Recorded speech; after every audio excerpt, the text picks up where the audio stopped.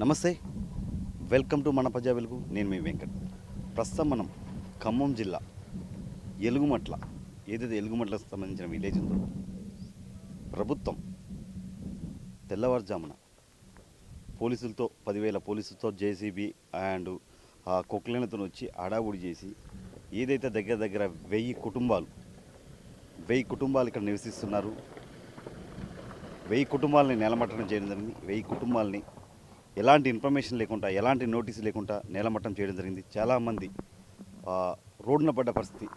కనీసం పిల్లలు చదువుకోవడానికి బుక్స్ కూడా తీసుకోలేని పరిస్థితిలో పోలీసులు అని ప్రభుత్వం దౌర్జన్యం చేసి జేసీబీలు తీసుకొచ్చి కొలగొట్టడం జరిగింది. చూడండి, ఒకసారి చూపించే ప్రయత్నం చేసుకోండి. ఎంత పెద్ద పెద్ద ఇండ్లు, ఒకటి కాదు, రెండు కాదు, 1000 ఇండ్లు ఉన్నాయి. 100 కుటుంబాలు నివసిస్తున్నాయి. ఇది ఎంతవరకు కరెక్ట్? ప్రజాప్రభుత్వం అని చెప్పి రేవంత్ రెడ్డి, ఇదేనండి ప్రజల ప్రభుత్వం. చూడండి, పెద్ద పెద్ద ఇండ్లు, ఒకటి కాదు, రెండు కాదు, కొన్ని 100 ఇండ్లు.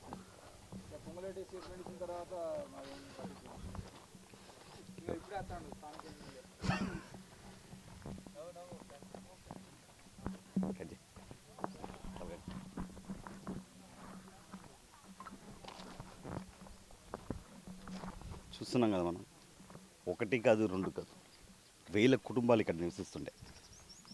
అలాంటి కుటుంబాలను మొత్తం ఒకేసారి రేవంత్ రెడ్డి ప్రభుత్వం రోడ్డున పడేసింది. వందలాది మంది పిల్లలు స్కూల్కి వెళ్లకుండా అనాథలు అయిపోయారు.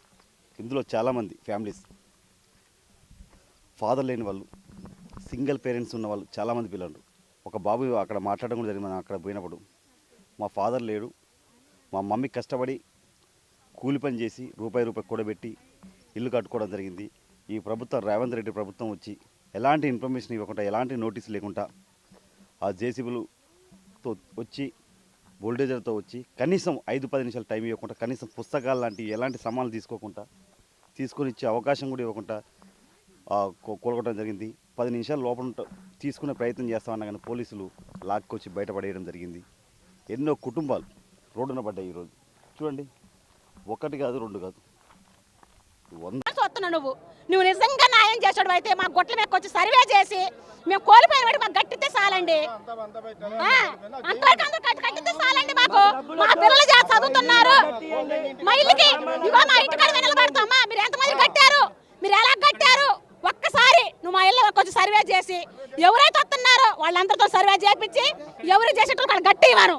నువ్వు నిజంగా సర్వే చేస్తే ఈ దొంగ సర్వేలు ఏంటికి? ఇంకెంత నమ్మాలి మేము? ఇంకెంత కోల్పోయాము? నీకు తెలవదా? నిన్న ఆయన వచ్చిండు, మరి వీళ్ళందరూ చేశారు కదా, మరి మా పరిస్థితులు ఏంటండి? ఇంతమంది వస్తేనే పోలీసు వాళ్ళు వస్తేనే వాళ్ళు మమ్మల్ని ఎలగొట్టడే, ఎక్కడ వాళ్ళు అయితే ఇల్లు ఎలగొట్టడమే, ఎవరు వచ్చిన మమ్మల్ని ఎలగొట్టాం. కానీ మాకు న్యాయం చేసేటోళ్ళు లేరా? మాకు న్యాయం కావాలా, మా పిల్లల చదువు కావాలా, మా బతుకులు రోడ్ల మీద వేశారు, మాకు తింటానికి కూడా తిండి లేదు. మీరు ఏం చేస్తారో చేయండి అండి, అదొక్కటే కావాల్సింది మాకు. ఈ లెక్కలన్నా కానీ గుట్ట మీద ఎవరు లేరు. ఎవరైనా నిజంగా నువ్వు చేస్తే ఒకటండి, నువ్వు ఏదైనా చేస్తే నువ్వు న్యాయం చేయాలనుకుంటే నా గుట్ట మీదకి వచ్చి నువ్వు ఎవరైతే కోల్పోయారో వాళ్ళకందరూ నువ్వు కట్టించి మాకు చెయ్యి. అంతవరకే కానీ ఈ దొంగ సైడ్ అసలు వద్దు మాకు. నువ్వు చేయకపోతే మేల్కొని ఉండేసాయి. ఎవడు చేయమని నిన్ను? మేము చెప్పినా నువ్వు చేయమని, ఎవరైనా మేము చేయమని చెప్పినవా? నువ్వు సేద కాకపోతే మేలకొని ఉండేసాయి. ఇక నష్టపోయింది ఏం లేదు. మాకు తీసుకొచ్చి రోడ్డు మీద వేసినావు. ఇవి వెళ్ళేందుకు, ఈ బిల్డింగ్లు ఎందుకు? దోమలు గుట్టి చచ్చిపోతున్నావు. గీతలు కుక్క కేసినట్టు వేస్తున్నావు. కలిపి విశ్వాసం చూపిస్తే కుక్క చూపిస్తుందా మాకు? నువ్వేం చూపిస్తున్నావు మాకు? నువ్వు బిల్డింగ్ లా ఉంటే నీ పిల్లలు, నీ కొడుకులు సరిపోయింది అనుకుంటున్నావా? మేం గట్టి నీతో పాటు ఉన్నాం. మాకు న్యాయం చేసి, మా పిల్లలకు చదువులు చేసి, మాకు మార్పు చేసేటట్టు చేసి, మాకు గుట్ట మీదకి వచ్చి సర్వే చేయరు. ఈ దొంగ సర్వేలు అసలు మాకు వద్దు. నువ్వు ఏం చేసినా మాకు ఈ సర్వేలు వద్దు, మేము తీసుకోము. అదే మాకు కావాల్సింది. మేము కోరుకునేది కూడా ఇదే. వాళ్ళు నిజంగా సర్వే చేస్తే మాకు గుట్ట మీదకి వచ్చి చేయమను, అది మేము కోరుకునేదే.